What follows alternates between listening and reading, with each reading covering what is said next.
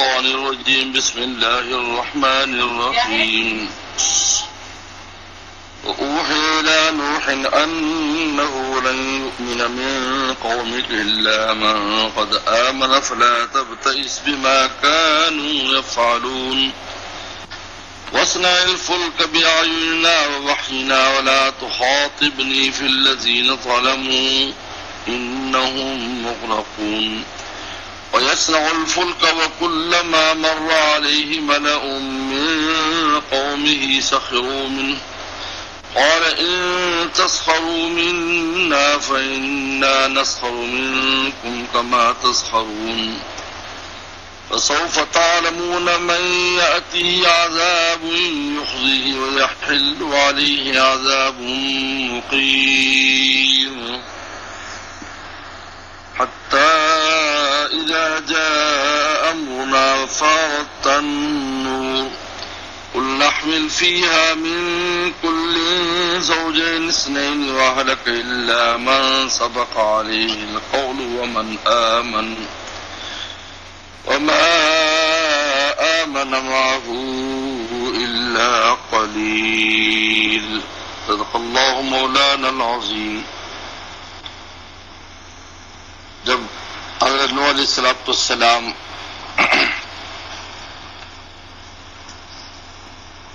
ساری حجتیں اور سارے دلائل پیش کر دیے تو قوم کے پاس کوئی جواب نہیں تھا، تو مار پیٹ پر اترا ہے.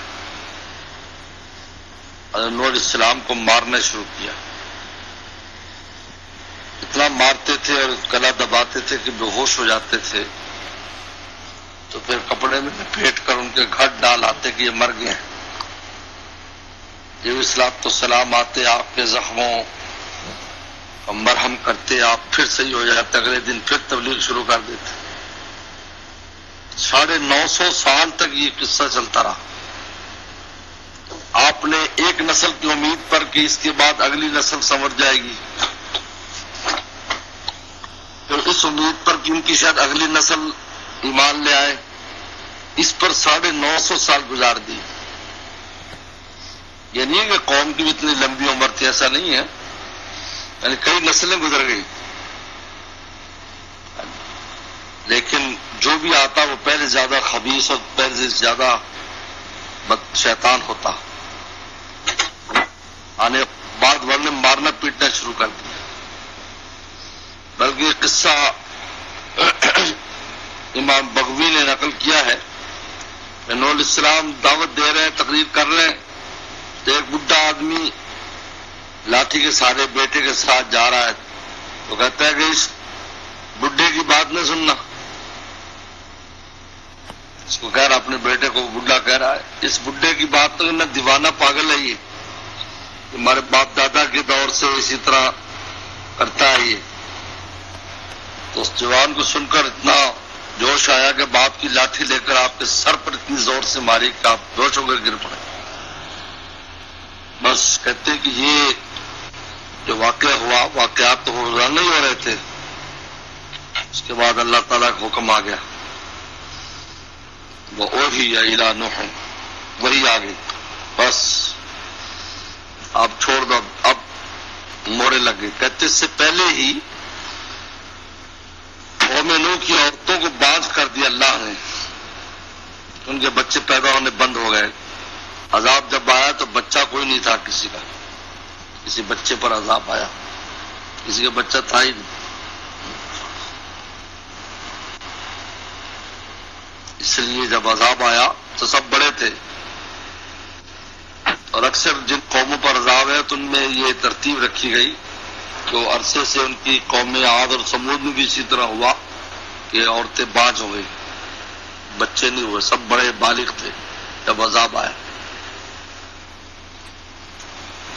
اور اللہ نے نوح علیہ السلام کو حکم دیا کہ کشتی بنائیں.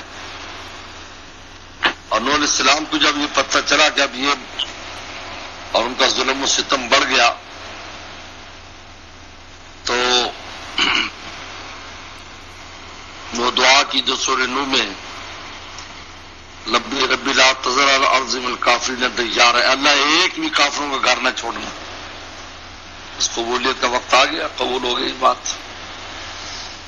لیکن بہت طویل. عبداللہ بن عباس فرماتے ہیں 40 سال میں پیغمبری ملی، 950 سال تبلیغ کی، 60 سال بعد میں زندہ رہے اس عذاب آنے کے. 60 سال بعد میں زندہ رہے. تو یہاں سب قصہ ہے. وَأُوحِيَ إِلَىٰ نُوحٍ أَنَّهُ لَن يُؤْمِنَ مِن قَوْمِكَ إِلَّا مَن قَدْ آمَنَ. أُوحِيَ إِلَىٰ نُوحٍ، نوح علیہ السلام کو کی طرف وحی کر دی گئی کیا؟ أَنَّهُ لَن يُؤْمِنَ مِن قَوْمِكَ، کہ ہرگز کوئی ایمان نہیں لائے گا آپ کی قوم میں سے، إِلَّا مَن قَدْ آمَن، مگر وہ جو پہلے ایمان لے آئے. یہ کل 80 آدمی تھے جو ایمان لائے. 80 آدمی تھے اور 3 بیٹے، ان کی بیویاں، آپ اور 80 آدمی. حضرت نوح علیہ السلام کی اپنی بیوی جس کا نام واحلہ لکھا ہے بعض مفسرین نے، وہ بھی ایمان نہیں لائی تھی، اور ایک بیٹا کنعان وہ بھی ایمان نہیں لایا تھا. ماں بھی کافرہ تھی، اس کا بیٹا بھی کافر تھا. فلا تبتئس بما كانوا يفعلون. فلا تبتئس، اب آپ غم نہ کریں. بؤوس غم. فلا تبتئس، اب آپ غم نہ کریں بما كانوا، جو وہ کریں. نبی السلام نے چھوڑ دیا، بس پھر کبھی ان سے بات چیت چھوڑ دی. جو کریں خود کریں، آپ اپنے کام میں لگ گئے. اب ان کے ساتھ کوئی قوم بھی اب اپنے کام میں خوش، اب کبھی کچھ نہیں کہا. پھر وَاصْنَعِ الْفُلْكَ بِأَعْيُنِنَا وَوَحْيِنَا، کشتی بنائیے. کشتی بنائے. نصران نے کہا کہ میں تو نجار نہیں ہوں، بڑھئی نہیں ہوں، کارپینٹر نہیں ہوں، میں کیسے بناؤں؟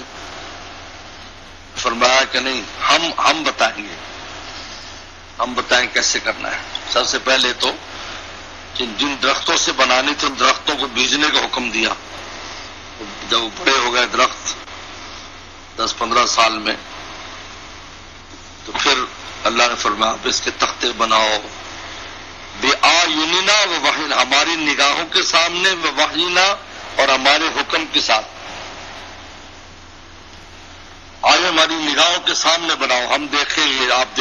جب اللہ کی نگاہ ہوگی، اللہ اکبر، اس چیز کا کیا ہوگا. بِأَعْيُنِنَا، ہماری آنکھوں کے سامنے، بے شمار نگاہوں کے سامنے بناؤ کشتی. آئین سے مراد دونوں میں یہی آنکھ ہی مراد ہے. آئین نے اللہ تعالیٰ اپنی نگاہ، مطلب ہم نے اپنی نگاہ کے سامنے رکھیں گے. آپ بناؤ، شروع کرو. آپ کو نہ کوئی چھیڑ سکے گا، نہ تنگ کرے گا، کسی ہمت نہیں، آپ بناؤ.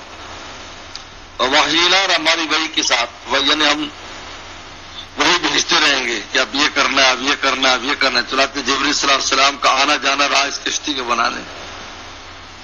بہت بڑی کشتی تھی جس میں پورے عالم کی چیزوں کی نمائندگی تھی، پورے عالم کی. وحینا بِأَعْيُنِنَا وَوَحْيِنَا، آیوننا ہماری نگاہوں کے سامنے، یعنی ہم دیکھیں گے، دیکھتے رہیں گے. اور وحینا ہماری وحی کے ساتھ، ہمارے امر کے ساتھ. وحینا کا یا تو یہ معنی ہے کہ ایک ہی دفعہ ہم حکم دے رہے ہیں بناؤ، جب ہم کہہ رہے ہیں تو بس ہر چیز پر کیا مشکل ہے. یا وحینا کا مطلب ہے کہ وقتاً فوقتاً ہم وحی کرتے رہیں گے اور آپ کو بتاتے رہیں گے کیسے کرنا ہے. وَلَا تُخَاطِبْنِي فِي الَّذِينَ ظَلَمُوا، اور ہمیں نہ مخاطب کرنا ظالموں کے بارے میں، کیونکہ پیغمبر کا دل پھر بھی نبی کے دل میں کچھ رحم آ جاتا ہے. ایسا نہ ہو کہ کوئی تم رحم کی بات کرو، پہلے آپ تم بھی کہہ چکے ہو اور ہم بھی فیصلہ کر چکے، اب ان کو برباد کرنے کا لگا، آپ نے کسی کی سفارش نہیں کرنی. وَلَا تُخَاطِبْنِي فِي الَّذِينَ ظَلَمُوا إِنَّهُمْ مُغْرَقُونَ، اب یہ سب غرق ہونے والے ہیں، آپ کشتی بناؤ. بعض مفسرین نے بنی اسرائیلی روایات سے لے کر لکھا ہے کہ 300 ہاتھ لمبی تھی. 300 ہاتھ سے مراد ہے پورا بازو جو 1 میٹر کے قریب ہوتا ہے تقریباً. 300 میٹر سمجھ لیں آپ. 300 میٹر لمبی تھی، 50 میٹر چوڑی تھی، 30 میٹر اونچی تھی کشتی. 3 طبقات تھے اس میں، 3 حصے بنائے گئے تھے.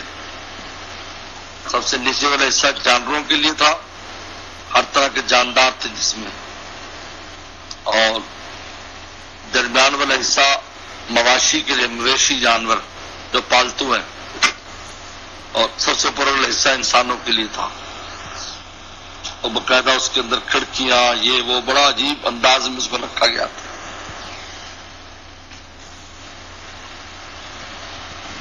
وَيَصْنَعُ الْفُلْكَ، وہ کشتی بناتے تھے نوح علیہ السلام۔ وَكُلَّمَا مَرَّ عَلَيْهِ مَلَأٌ مِّنْ قَوْمِهِ سَخِرُوا مِنْهُ، جب بھی ان پر مَلَأٌ مِّنْ قَوْمِهِ، اس کی قوم کے سردار گزرتے، رئیس لوگ سخت مذاق اڑاتے تھے۔ تو پہلے تو نبی تھا، اب ترخان بن گیا، اب کارپینٹر ہو گیا، اور کیسے چلے گی، کہاں چلے گی؟ کہتے ہیں یہ سب سے پہلے کشتی جو ہے نوح علیہ السلام نے بنائی ہے، اس سے پہلے وہ لوگ کشتی نہیں جانتے تھے کشتی کیا ہے، اور ضرورت بھی محسوس نہیں ہوتی تھی کشتی کی۔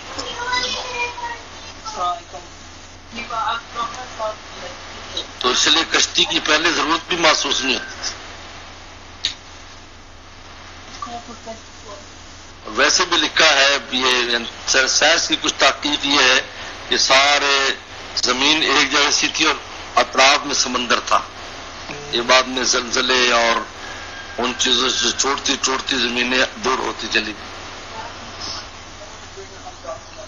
اس لیے اگر آپ دنیا کا نقشہ دیکھو تو ہر آنے والے دوسرے سامنے ایسے موقع سی بنی ہوئی ہیں کہ اس میں لگا دو تو صحیح ہو جائے۔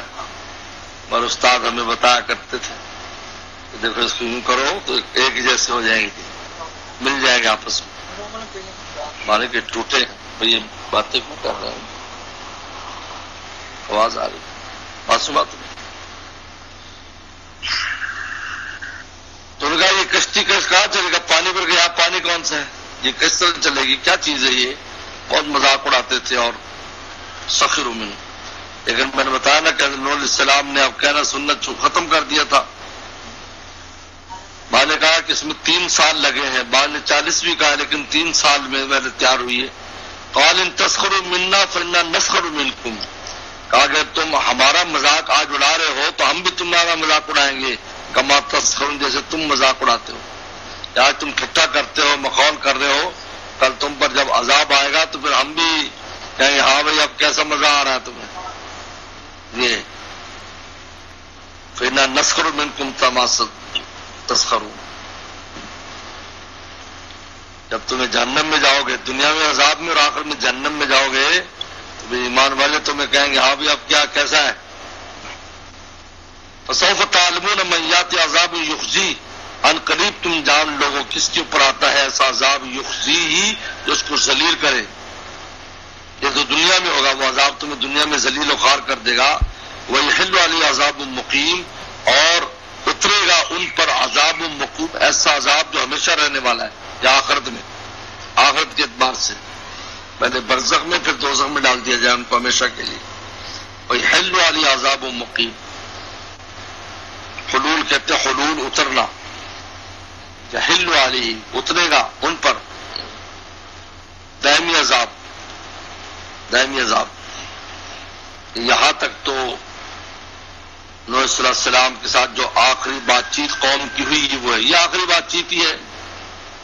اس کے بعد اللہ نے علامت مقرر کر دی کہ کیسے پتہ چلے گا کہ عذاب شروع ہے۔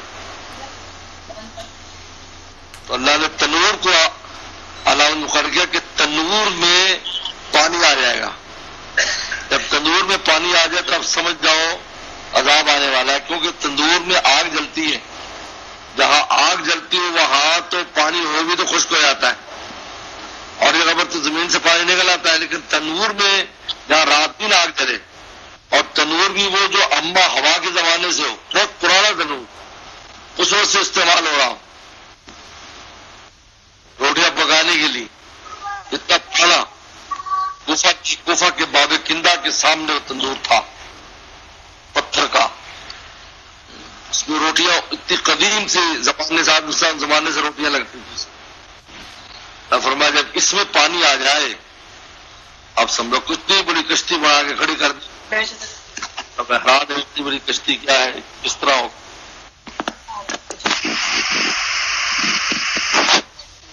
بعد اس کا واقعہ ہے پھر انشاءاللہ بیان ہوگا. صدق اللہ مولانا. یہ آواز آتی ہے بچوں کی کیا ہے؟ آپ لوگ اسپیکر بند نہیں کرتے؟ یا اسپیکر بند کرو یا بچوں نے بند کرو، کوئی کام تو کرو.